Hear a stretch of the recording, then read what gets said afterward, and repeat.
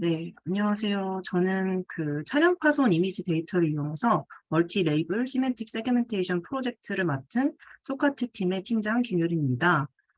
저희 팀은 이렇게 권대현, 김효린, 박준혁, 전기선, 조민재 5명으로 이루어져 있는데요. 저희 인덱스를 보시면 이렇게 팀 구성부터 EDA까지, 전처리까지는 제가 발표를 할 것이고, 그리고 모델 학습부터 발전 가능성까지는 민재님이 이어서 발표를 해주실 겁니다.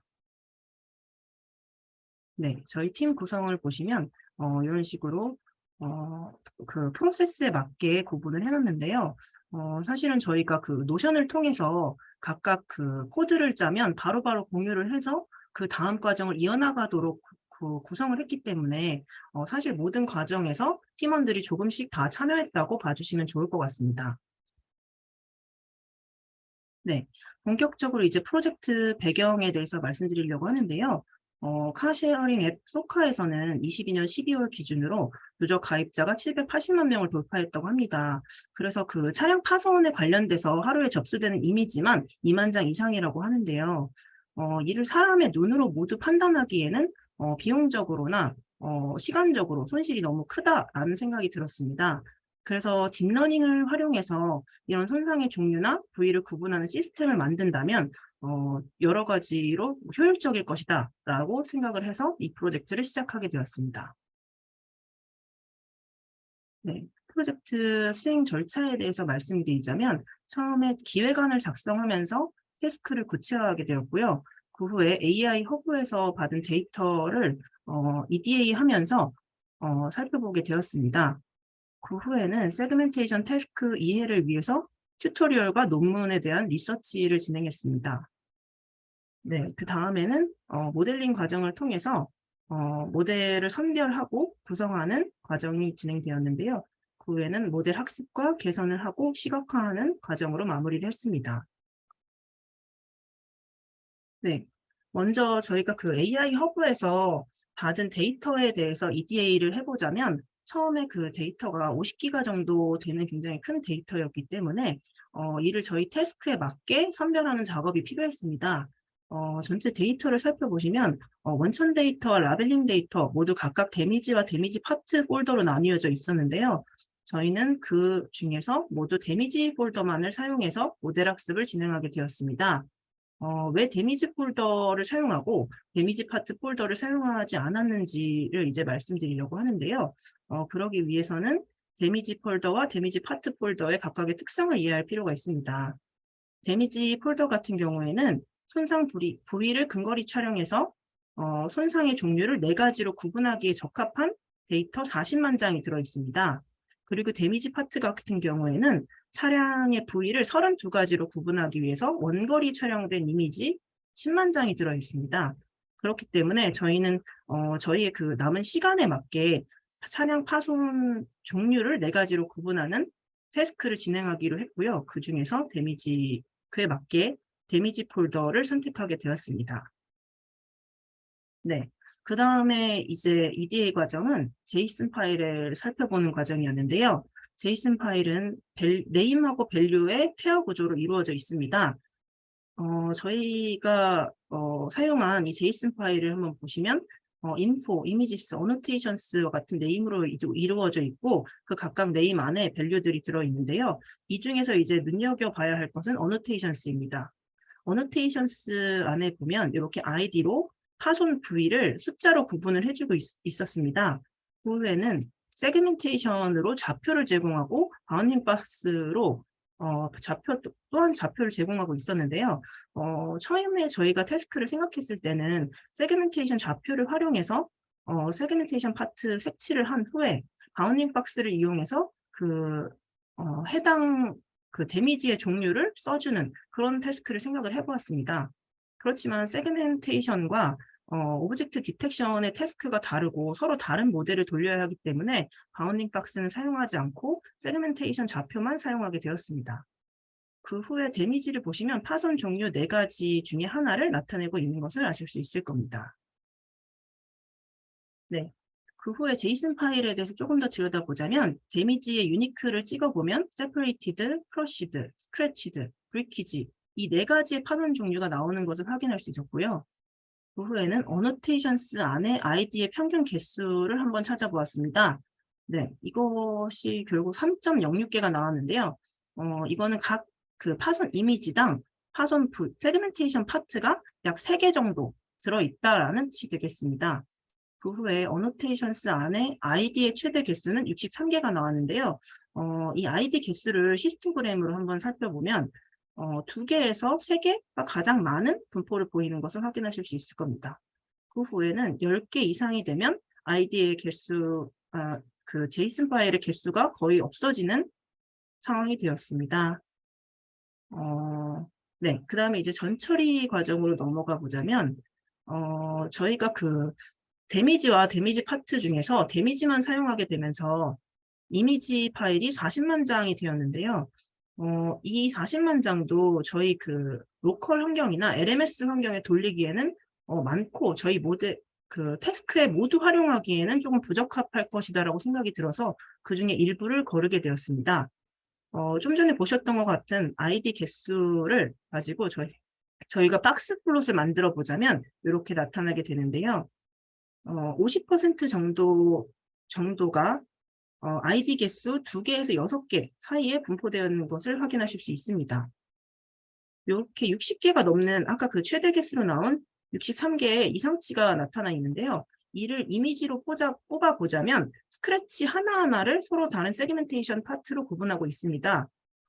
저희가 생각하기에는 세그멘테이션 파트를 이 스크래치 전체를 하나의 세그멘테이션 파트로 만드는 것과 하나하나로 만드는 것을 모델에 넣었을 때는 성능의 차이가 없을 것이라고 판단되었고 오히려 이 개별적인 것을 세그멘테이션 파트로 나타내었을 때는 모델 학습의 시간이 더 오래 걸릴 것이다라고 생각이 들었습니다. 때문에 저희는 40만 장의 이미지 데이터를 10만 장으로 줄이기로 결정을 했고 그에 적합하게 아이디 개수 기준으로 4개 이상, 6개 이하의 이미지 약 9만 장을 선별해서 모델 학습에 사용하게 되었습니다. 네, 그 다음에 저희가 전처리 과정에서 한 일은 그라운드 트루스인 마스크 이미지를 생성하는 일이었는데요. 데미지 안에 차량 파손의 종류가 4가지인 만큼 서로 다른 색상으로 마스크를 구분을 해서 생성을 해주었습니다. 이로 인해서 아까 바운딩 박스를 사용해서 데미지의 종류를 구분하는 과정 없이도 파손의 종류를 색상으로 구분할 수 있게 만들어 주었습니다. 네. 마지막으로 저희가 전처리에서 제너레이터 함수를 사용하게 되었습니다. 처음에는 저희가 그 기존에 하던 방식대로 전처리를 바로 진행을 해서 모델 학습에 사용을 했었는데요. 그때는 데미지의 데이터의 종류가 많다 보니까 계속 커널이 꺼지는 문제가 발생했습니다. 그래서 커실님께서 제너레이터 함수가 있다라는 힌트를 얻어서 배치 사이즈별로 전처리를 한 후에 마스크와 페어링을 시키고 배치 사이즈별로 모델 학습을 진행하는 제너레이터 함수를 작성을 해서 모델 학습을 진행하게 되었습니다. 네, 이 다음에 모델 학습 부분부터는 민재님께서 이어서 발표를 해주실 겁니다.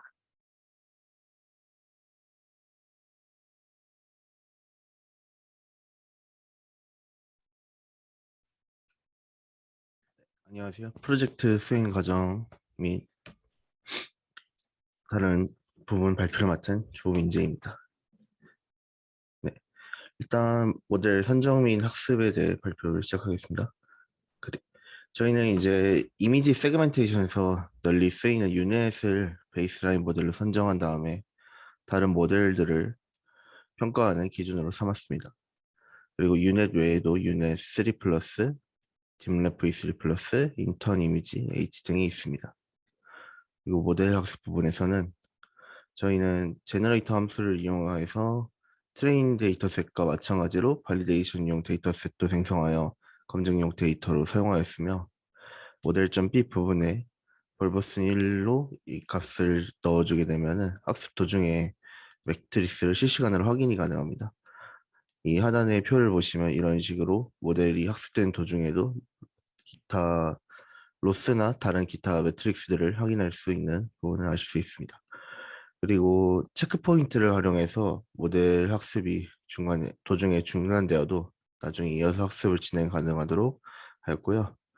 그리고 에폭별로 매트릭스를 시각화해서 모델의 학습 과정을 나중에 확인하였습니다.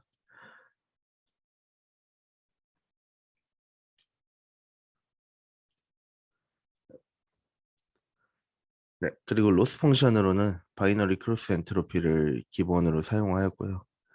주어진 레이블 이미지의 특성상 파손 부위, 그러니까 1값이 비파손 부위 0값보다 상대적으로 적기 때문에 1의 웨이트를 준 웨이티드 바이너리 크로스 엔트로피를 사용하였습니다.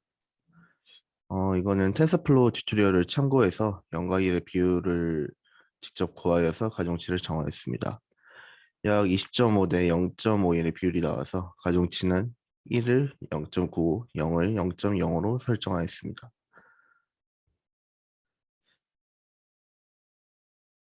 함수는 다음과 같습니다. 네, 그리고 저희는 매트릭스를 실시간으로 확인도 하고, 그리고 학습이 완료된 후에도 확인을 해서 어떤 부분이 모델이 부족한지, 어떤 부분을 개선해야 될지를 어, 매트릭스를 통하여 확인하였습니다. 그런데 저희가 이제 일반적으로 어큐러시는 평가 지표로 자주 사용되지만 이미지 세그멘테이션 태스크에는 부적합하다는 걸 알게 되어서 대안으로 리콜, 프리시전, F1 스코어, 다이스 코에피션트 등을 이용하였습니다. 여러 가지 평가 지표를 참고해서 모델 학습 및 개선에 이용하였고요. 이 왼쪽에 보이는 이미지를 보시면 어, 이게 이미지고 이게 그라운드 트루스 레이블입니다. 레이블 이미지입니다. 저희가 이제 만약에 어큐러시를 사용했다고 했을 때 만약에 95%의 정확도가 나왔다. 그러면 생각보다 높다고 생각할 수 있을 것 같습니다. 하지만 실제로 이렇게 전체를 검게 예측을 하여도 이 그라운드 트루스에 해당하는 부분이 워낙 작기 때문에 이런 식으로 전체를 검게 예측했을 때 95%의 정확도가 어큐러시가 나와도 실제로는 사용하는데 의미가 없다고 할 수 있을 것 같습니다. 그래서 저희는 이런 다양한 매트릭스를 이용해서 모델 학습 및 개선을 하였습니다. 네, 그리고 프로젝트 결과인데요. 저희는 이제 스크래치드, 그러니까 레이블 중에 스크래치드만 있는 이미지를 모아서 유넷으로 학습한 결과입니다. 저희는 기본적인 유넷 모델에 배치 노멀라이제이션을 추가한 것을 이용하였고요. 러닝 레이트는 약 0.0001로 주었습니다. 이렇게 보시면 이렇게 실제 이미지 그리고 그라운드 트루스 있고 그리고 저희가 학습한 모델의 예측 결과가 이런 식으로 나와서 이 상대적으로 생각보다 잘 나온 걸 확인할 수 있습니다. 네. 그리고 이번에는 아까에는 스크래치드 레이블만 사용했다면 이번에는 네 가지 레이블 전체를 유넷 베이스, 그러니까 유넷, 즉 베이스라인으로 학습한 결과입니다. 이게 이제 실제 이미지와 거기 그 정답에 해당하는 마스크 값인데요. 이번에 유넷으로 네 가지를 전부 다 넣었을 때는 이 생각보다 이 전에 나왔던 스크래치드보다는 확실히 정확도가 좀 떨어지는 모습을 볼 수 있습니다. 예를 들면 이런 식으로 여기는 세퍼레이티드만 나와야 되는데 이런 식으로 보면 스크래치드가 있는 모습 그리고 전체적으로 좀 이런 크러쉬드에 대해서는 학습이 되지 않는 모습 이런 걸 확인할 수 있고요.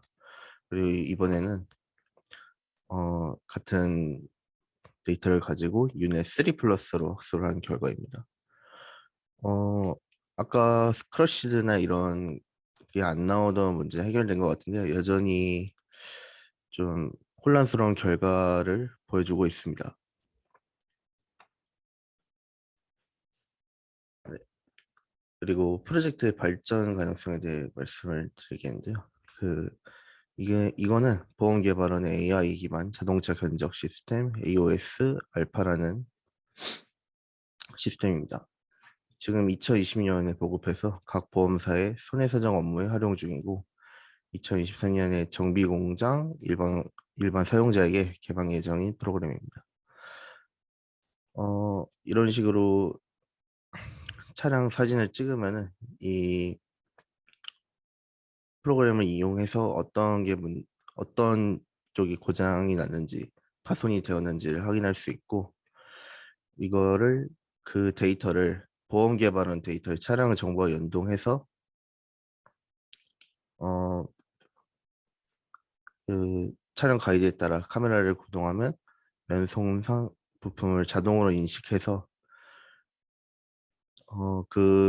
이 iOS 알파가 이게 얼마나 그 데미지가 있는지 그 손상 심도를 결정하고 차종별로 분류된 1만 개의 표준 수리 인정 기준에 따라 견적을 산출하고 보험사, 정비소, 현장 출동 요원이 앱이나 PC로 해당 건의 진행 상황을 확인할 수 있습니다.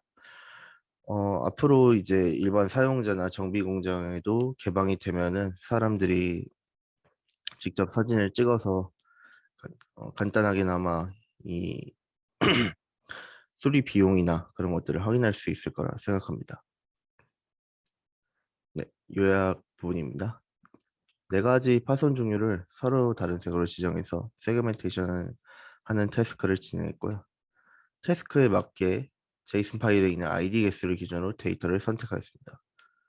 제너레이터 함수를 이용해 원본 이미지와 마스크를 배치 사이즈별로 전처리하여 표현하였고요. 세멘틱 세그멘테이션에 적합한 유닛 계열의 모델을 선택하였습니다. 그리고 스크래치드 레이블을 단독으로 학습 시에는 생각보다 높은 정확도를 보였으나 네 가지 레이블이 모두 들어있는 이미지의 경우에는 생각보다 정확하지 못한 결과를 보여줬습니다. 이는 추후에 개선을 하면 좋을 것 같습니다. 네, 감사합니다.